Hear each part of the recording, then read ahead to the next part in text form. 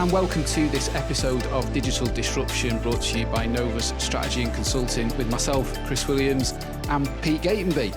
Today, we're going to be talking hybrid customer journeys, specifically in relation to financial services and the benefits of introducing hybrid customer journeys. All things hybrid customer journey then, Pete, is the topic that we're going to be talking about, specifically relating to financial services.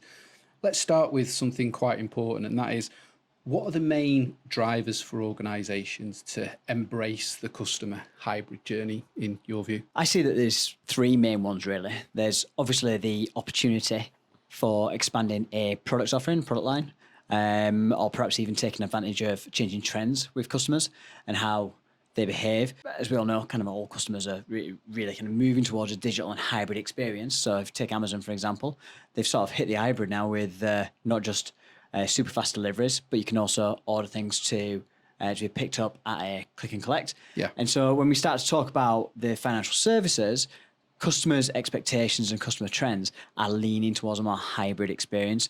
And so there's an opportunity there. There's also operational efficacy and also efficiency. So there's 2 points within that one. There's efficacy, so doing things better.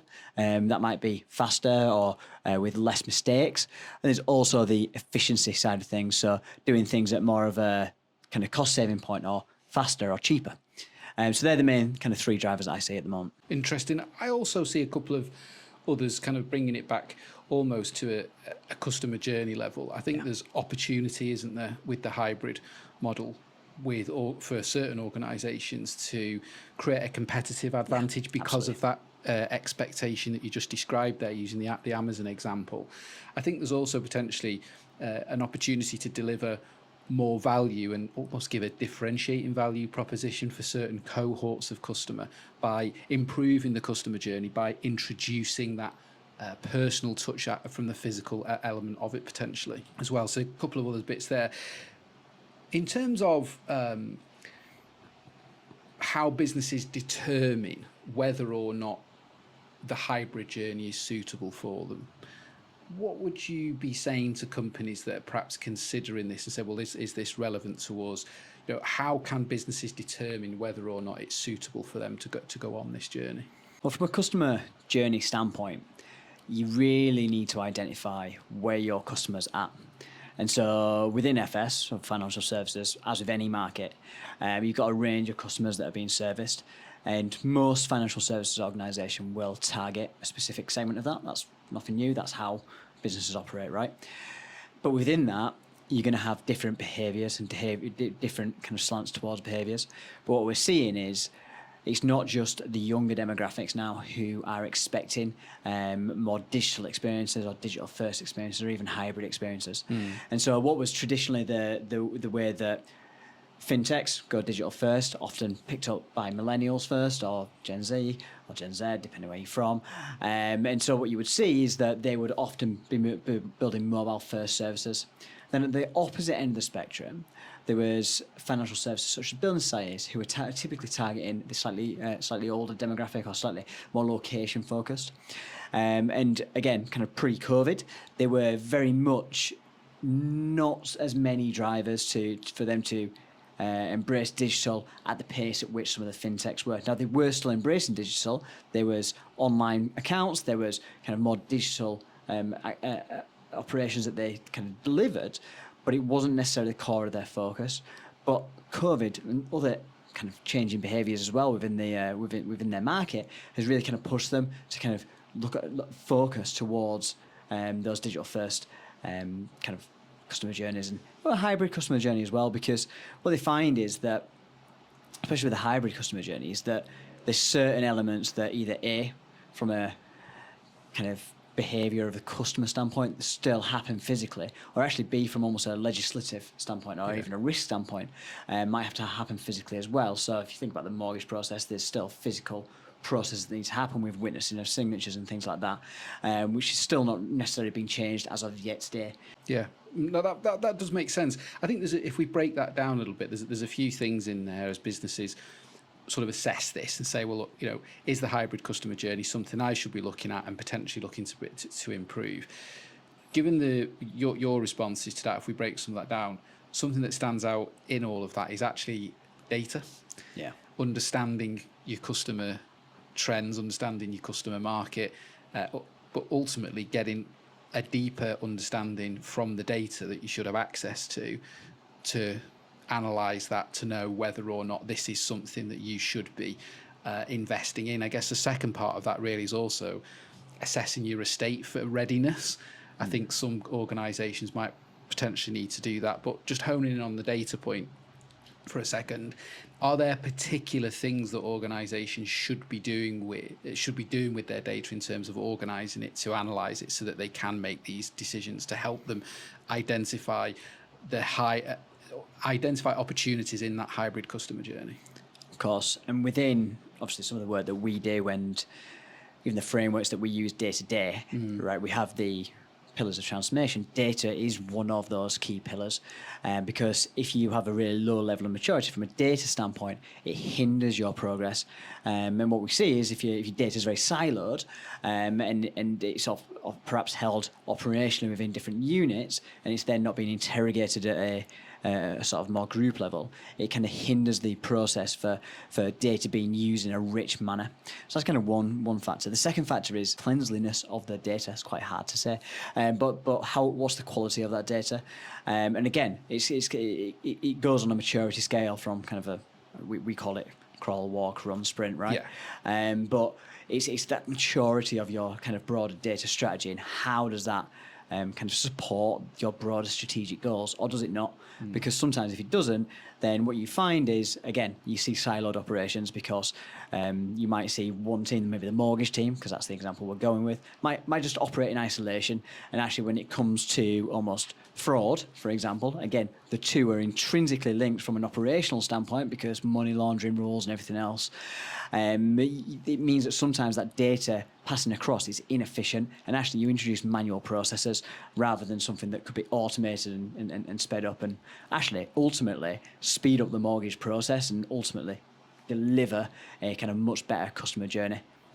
Just turning back to that customer journey piece, actually, and something we mentioned in the first part of this, which was how having a hybrid customer journey could deliver a competitive advantage and almost a key differentiation point. We talk about building societies as one in the financial services sector, but there's a number of other sort of cohorts of business groups that sit within the sector that probably are not leveraging almost the opportunity of improving the customer journey by getting the hybrid bit right. Specifically, if the journey starts online. Let's talk about the mortgage process. It's one that most people can pretty much resonate with. Typically, that starts online, searching for a property. It then moves towards viewings, then getting into application processes for mortgage in principle, all that kind of stuff. And that is very much a classic example of how a hybrid journey can go really right or go really wrong. To the point about differentiation, are there things that organisations should be doing, perhaps maybe 2, 3, 4 things, to really kind of ensure that they're getting this right, so that they can kind of get that differentiating factor and actually have that competitive edge? Are the key things that they really need to be looking at to make that right? Yeah, I think first of all, you've got to map the process right. You need to understand what those key steps are in the process. We call it value stream mapping sometimes, to understand kind of where the value is flowing through a process. Now, in a customer journey, you can do the same. And what you highlight quite quickly is kind of what doesn't necessarily need to be there, or can be changed, or can be flipped. These almost the handoff points. Exactly. But then almost underpinning that and supporting that, there's the data strategy point that you've talked about, there's the technology strategy point, there's the operations, there's all these different pillars. And again, we talk about it and we explore it in our NDI quite a lot, but there's all these pillars that prop the customer journey up, and actually the operations of a business as a whole, and whether it's a building society, whether it's a fintech, the process is actually quite similar, right? You still need to analyse it all and analyse what's holding it up to kind of see where those kind of pinch points are, really. Yeah, no, that makes sense. Let's turn now to the challenges of hybrid. One of the big challenges is maintaining a sense of personalisation as people move from online to offline and vice versa, and kind of striking that balance between the convenience of the digital experience and interactions, but also the personalisation of face-to-face.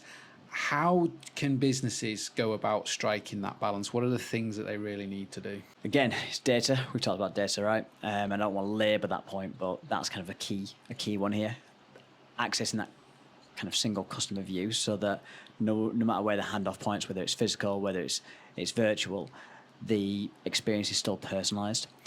From almost a people standpoint, you need to make sure that actually they're brought along the journey as well, so that as the customer journey changes, the people that interact with them from a physical standpoint understand that there is now virtual processes in place as well, or actually where they're stepping in, because it doesn't always have to be one way, right? The what might have been once a physical exchange is going digital, but vice versa. There's the opposite way is sometimes happening as well, where the digital experience is becoming physical as well. And so I think it's all about that as a point as well. There are others as well. What else do you think? Do you know what? Mapping the customer journey point that you mentioned before, I think when I look back at some of the experiences that we've had working with organisations, it's almost the simple things, get the basics right.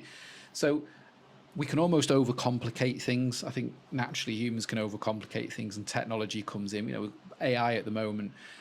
I think it's really important that we've touched the data point, but actually to go back to basics and map that journey. So if you map the journey and you can understand those handoff points between the physical and the digital world, and just making that as slick as you can, but make it simple. So for example, sending documentation information in email format, fantastic. But then if you're having to take that information to a physical location or to a meeting or whatever it is to be done, let's just say in a particular transaction type, is to make that experience seamless by way of doing the basics of communicating well. But if you map that and map those touch points and those handover points, I think that's really where organizations can kind of strike the balance to get it right between the convenience of digital. I mean, I've given a very basic example of email there, but as I say, it's getting the basics right, because there are lots of organisations, and I think insurance companies aren't great with this. Most insurance is digital now, but when you have an accident, for example, and I can talk to that, personally recently, small accident in a car, you're actually having to deal with people on telephones as well as emails and portals and things like that, but none of this stuff is joined up. And what really stands out is that somebody probably hasn't mapped out that customer journey. And you mentioned it before about siloed departments. Because there are silos, these handoff points are not slick, and so that really impacts it. So I think if organisations can go through that basic process and look at it holistically, I think that's how you strike that balance and just get the basics right. I'd follow that minimum viable product route, and then from there, scale it from that point. It'd be probably the key one for me. Yeah, I agree. Okay, so closing this one out around customer journey, what would be your kind of top tips to sort of give people to take away from this in relation to improving the hybrid experience, starting that hybrid experience, or even just going on those customer journeys that we've just spoke about? What are the kind of your top tips for watchers and listeners? Top tip number one is chase the job bag. Now, this is an age-old adage, and we talk about a lot in consulting, right? Yeah. You follow the value through the process. A job bag from age-old process has gone by when physical job bags were a thing. I remember it when I first started work, all those years ago now. And you would follow the job bag through a process, whatever that process might be. And so in this instance, that's key, because in the customer journey, if you're mapping a hybrid journey, you need to understand where the customer is and what they're thinking integrally at each point in the process. So whether it's virtual, you need to make sure you meet them where they are. If it's physical, you need to make sure you meet them where they are. Second for that, the second top tip is to facilitate. So facilitate the process that's digital. So if it's early on in the process, we've got to think about housing now, search for a house. Make sure that you're providing them with the tools to find the house effectively. If it's the case that we're trying to do something physical in branch or in person with the customer, then make sure that whoever is handling that transaction is facilitated with all the relevant information. Because if you start asking the customer for information they've already provided digitally in the physical world, it's going to annoy them. And my third top tip is technology. Find out what technology can really kind of speed up the process, improve the process, reduce mistakes, or even actually, on occasion, kind of present a new opportunity Because it could be that there's an opportunity at a stage in the process that you've already mapped out that technology affords you to do an additional service, or perhaps upsell, or provide some extra point of value that previously was never able to be realised. So they're my 3 top tips. Brilliant. That's fantastic, Pete. Thank you very much. All right, thank you. Thanks for listening and or watching this week's podcast all about the hybrid customer journey with Pete Gatenby and myself, Chris Williams. If there's anything that you found interesting today or would like to deep dive into more, please don't hesitate to reach out to us via the usual methods, LinkedIn, email, or somewhere around this video, there'll be some sort of contact form. In addition to that, if you want access to any support or tools that we've spoken about, NDI, which is the Novus Digital Index, which is a maturity planner to help you understand where you are on your digital journey, or indeed access to any of our other frameworks that we have available, there'll be some links somewhere in and around that video that you'll be able to get access to those. So thanks again for watching, and we'll see you again soon. Thank you.